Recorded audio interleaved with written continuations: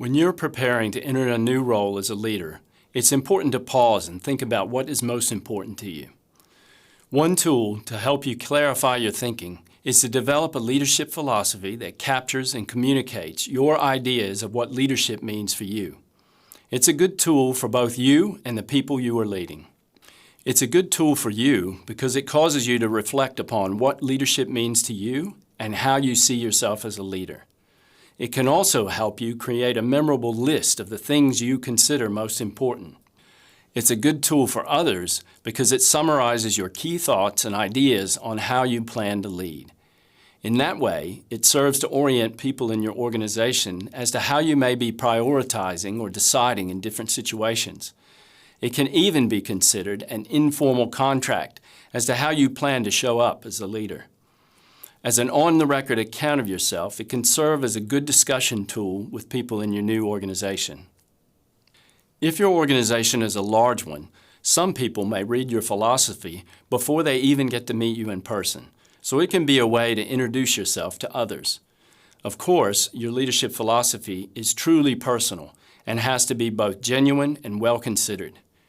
In order to be both sustainable and understandable, it needs to truly reflect who you are, what is important to you, and what you want to communicate.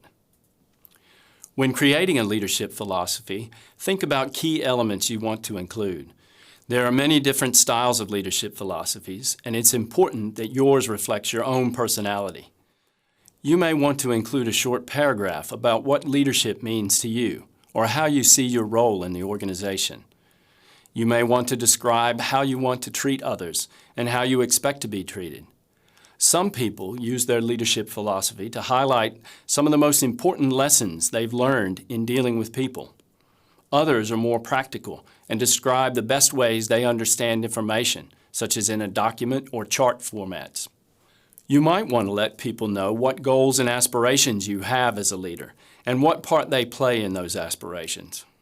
However you decide to build your philosophy, you should make it simple and focused. To be understood and remembered, it needs to be easily communicated. One page should be sufficient to explain your ideas. If it's more than 2 pages, no one will read it.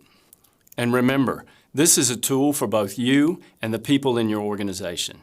So keep both parties in mind as you create it. As leadership philosophies can be tricky to create the first time around, we're giving you an opportunity to give it a try before you implement one in your organization. I've also included my own leadership philosophy that I created for one of my previous leadership roles. This was a command position in the U.S. Army at the end of a career of more than 20 years.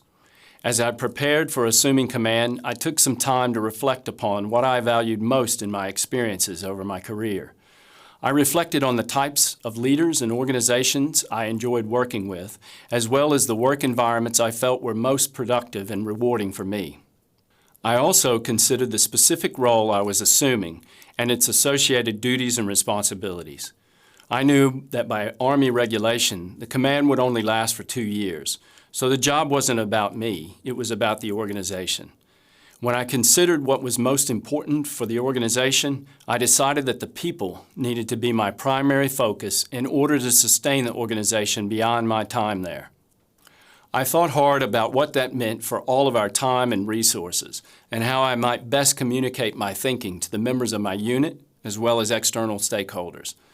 I wanted to produce a simple document that clearly communicated my thinking, but also captured enough detail that people could refer to it in their day-to-day activities to hopefully help them do their jobs.